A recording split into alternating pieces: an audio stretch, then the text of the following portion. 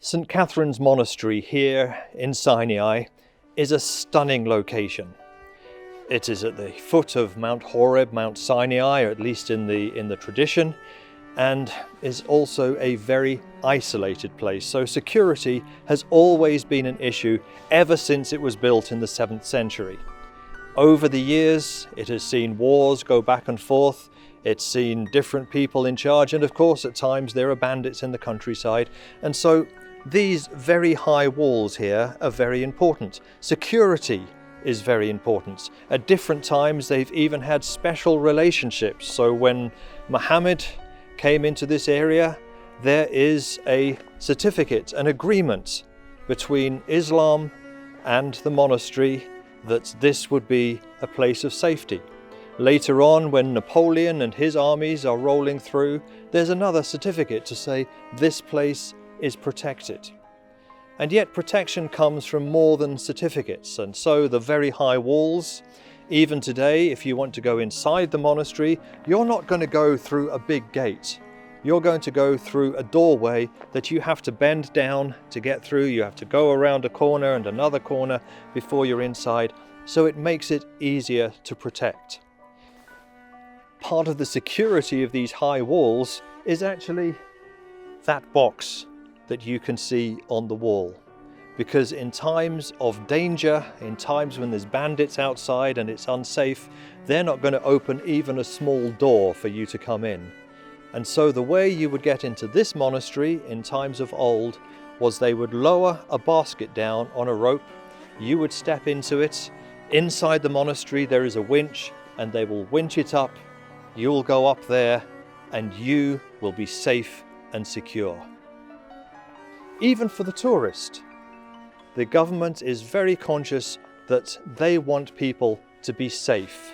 And so when you're coming here, you will go through security checkpoints because they say, and the policemen that we talked with, when you come into St. Catherine's, you want to be able to worship God in security. You don't want to worry that something's going to happen, but you can be here and you can meditate and think and pray, and it can be a very special experience for you.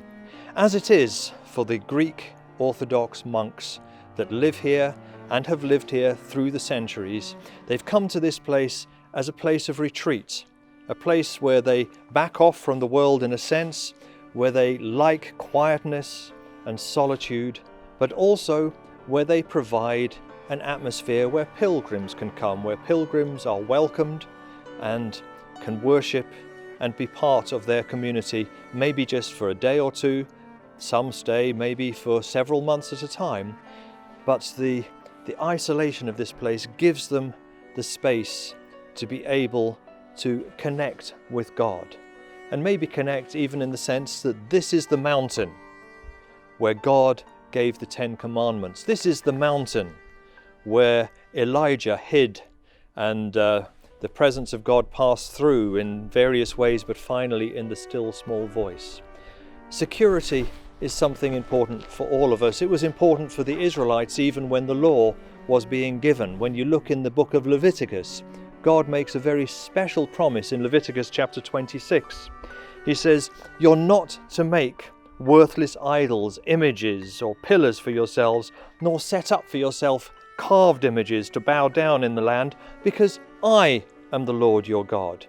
And he promises, keep my Sabbaths and fear my sanctuary, and I will bless you. He's saying, don't worry about those gods that you left behind when you left Pharaoh. Recognize that I am the true supreme God. And if you live by my statutes, obey my commands, and observe them, I'll send you rain in its season, so that your land will yield its produce, and the trees of the field will give their fruit. I'll give peace in your land. And that's the joy of having a God that we can depend on. And when we come to the New Testament, even in times when distress is there, and that happened both in the Old Testament, because God's people weren't always faithful to him, and so we have the exile to Babylon, we have different conquerors coming through. And then in the New Testament it takes on that extra spiritual dimension when Jesus says, "My peace I give unto you. And he makes that promise just at a time when he is about to go through a trial, is about to be crucified in a most painful manner, to die for our sins, to give us newness of life in the resurrection, so that we can always have that security, not just for now, but for eternity.